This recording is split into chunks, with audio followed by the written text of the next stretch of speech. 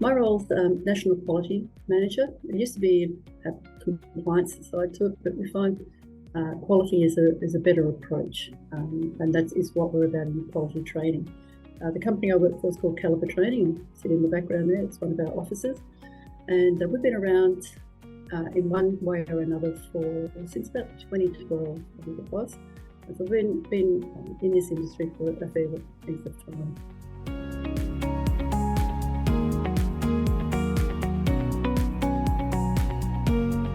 We work mainly in the high-risk work industry and construction. So that's in our Queensland office, so in a Queensland area of training. We have all the high-risk work licenses, and we do civil training for plant ops, general civil construction, Cert 4, rigging. We have crane ops, mobile crane ops, and some work health and safety. So we're quite into short courses on an as-need basis, but very much in the safety and those sorts of things, so heights, confined space, go along with our high-risk work licenses. We replicate the same in New South Wales, so we have in Queensland quite a large facility at the Construction Skills Centre in Salisbury. So we have all the equipment that's you would find anywhere, so the big cranes, forklifts or rigging, everything's sitting there. And we've replicated that in New South Wales in our Ingleburn station. So they're going to do all the high-risk work licence, the full qualifications from Cert 3 and Cert 4, civil construction, rigging. We also have other ones on need, like surface extraction, scaffolding, etc. In Victoria, we're a small operation, and we very much service the gas industry, so the gas supply industry down here. And we're starting to move more and more into things like working at heights, confined space, first aid, and naturally is something that comes in there, and the basic earth moving down here. The intent is we will also become a high-risk work licence in Victoria. And we also have a presence in WA. So we're moving into WA, with firstly in 4 quals, but also moving into the short course in the construction industry. Our clients are national, and they're telling us that there's a real need for us to be over there because of the quality we offer and the safety aspect that we focus.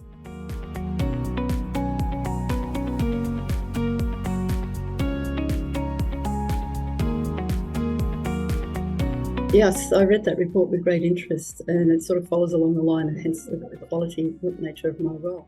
Follows along the lines of where Kallibr Training is positioning itself and has positioned itself. There is a tight mix between that fine line between what the clients or the businesses want for their work stuff, because they can't release them. They need them at work, and they're going, well, we need them for this length because they need to get it. It's a real juxtaposition that we're facing, especially with some changes coming with the WHS legislation. So there is a sweet spot. There are a lot out there that short times, not good training, not good outcomes for the student, and that's where we like to position ourselves there, as getting the best outcome for the student. And it is safety. It's a high-risk work licence for a reason. It's safety, safety, safety. You can't go past that.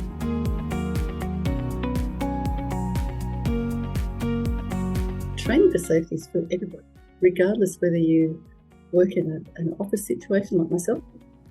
I've got the shirt on that we have for all of our things. I've got a hard hat, probably not as pretty as the one in the background. I've got all my bits and pieces, but it's about looking after yourself and your colleagues in the workplace. So just the simplest things.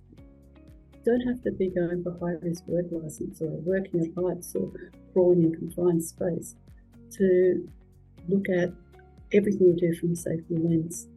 And that doesn't mean going overboard and becoming, the one that wields a big stick about you're not doing this or you're not doing that, or you didn't push your chair in. But just thinking about, if you're walking in an office, is there a box or a chair blocking the exit? It's just a simple thing. What about the lead that I plug in, or the phone charger I'm plugging in? I'm from Victoria, it's cold, I'm going to plug a low heater in. Has it been tagged and tested? These are all safety things. Just taking care to walk down 3 points of connection whenever you're walking up and downstairs. Simple things like that. can make a huge difference in the safety of all work. Extrapolate that out to moving into a factory-based situation or out onto a construction site. It's the same principles, just a different location or a different job task.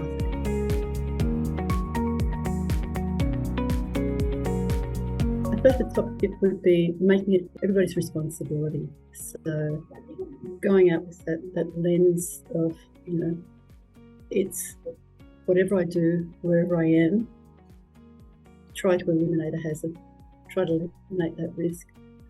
If that's what you can do, or be aware of it. Always have training, don't take it blasé. How many times have you taken a plane? And it doesn't matter how many times you're on a plane, you've always got to go through the safety procedures, the exit, and how many people around you actually watch and listen. I fly quite a lot. I probably could recite what the stewards are saying, or the air staff. And I stop whatever I'm watching, take my earbuds out and I watch, because it's a refresher for me. Just because you've done it once doesn't mean you can't refresh and rewind and have it forefront.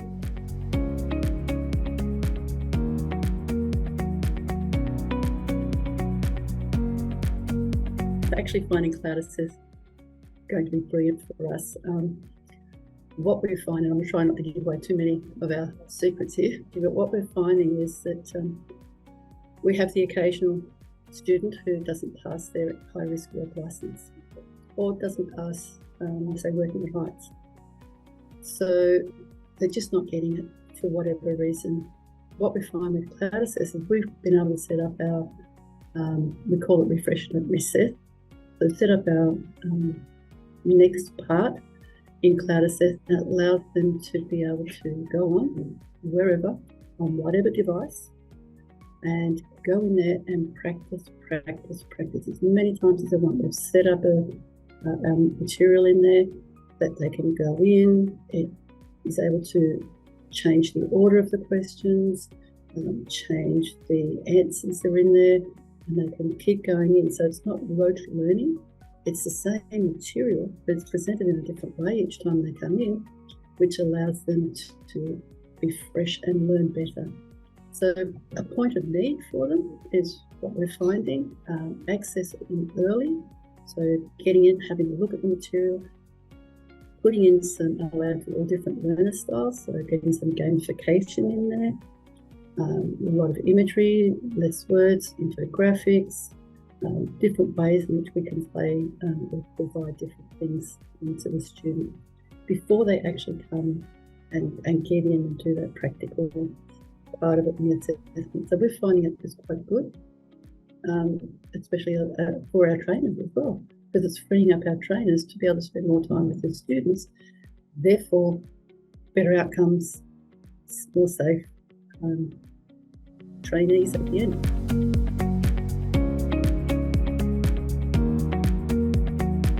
There's quite a many from the basic reduced printing costs. Down, that's a bottom line. You can actually see that. For things that you can't necessarily equate to a dollar value, but saving trainers time from marking, because we've been able to automate some of the things that we do with very well written questions, taking away the need for paper-based, so that they're in on the tablet. What we also like is that we can actually access it away from the internet, so we can set it up and then they can take the tablet out into the field where they might not have access to a strong internet connection, still complete the things, take videos, whatever, come back into internet connectivity and bang, up it loads. So we're really liking that. We like the ability to be able to upload some videos, upload different things, third-party reports coming in, doing RPL on there, everything. So the other beauty is that we can track who's done what. So we have a lot of fly-in, fly-out people, so we can actually see. We expect them to be possibly being able to do it when they're on the job, so they're flowing into their work, and we can actually track to see where they are, who's been in, who's not. So we can actually see as the students gone into the same page multiple times, where it probably shouldn't be that many times that they're going in. So that to me tells me we've got a bit of an issue here. They need extra support in that area. So those sorts of things in behind means we're getting a better experience for the student. And that's what we want. We want our students to have the best experience they can.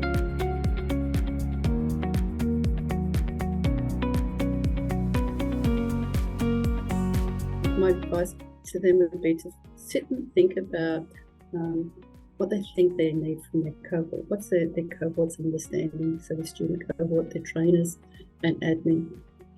So think about the whole process, not just I'm just going to do this for training and assessing, because products like Cloud Assess can do so much more than just be a training and assessment piece of equipment.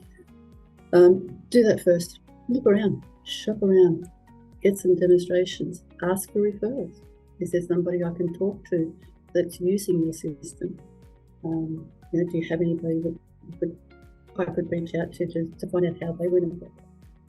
When you come to approach it, consider what sort of things you want to do. Don't go all in. Implement slowly. There's always the process I would recommend. Get expert help. So every LMS provider, and I know with Cloud Assess we had some great help through Alex and the team to do our base builds. So we got all of our assessment materials base built, and then we were in a position to be able to use our SMEs to go in and go, no, we don't need that. No, that needs to be worded this way. No, we'll top and tail everything with this, and choose that down, get it happening. The best thing is the integration to the student management system. So think about all those bits and pieces, but always come with a plan. Don't try to implement straight away.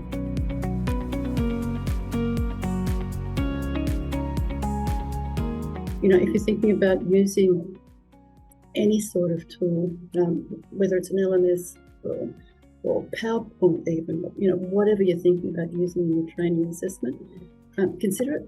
Is it right for you? Ask around. There's always people out there who are willing to share their experiences if you ask them the right questions, and talk to them.